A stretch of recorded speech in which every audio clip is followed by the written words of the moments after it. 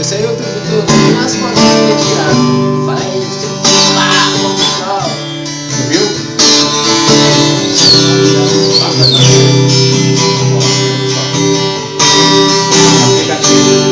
Hoje eu vim aqui pra te falar das coisas que se passam dentro de mim. Te mostro paraíso e coisas tristes, e vivemos emoções e momentos assim.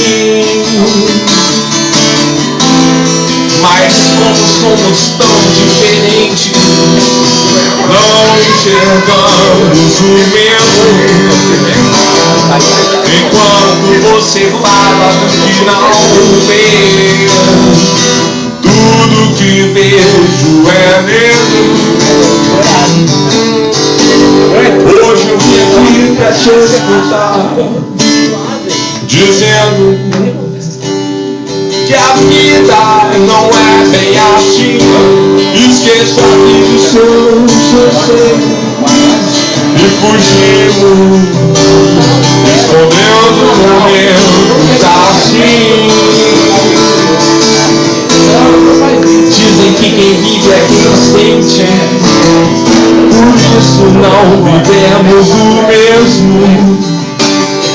Eu já me cansei desses conflitos, então eu canto esse momento. Eu sei que não posso me afastar desses perturbados pensamentos. Também sei que não posso negar tudo aquilo que já foi destinado a mim.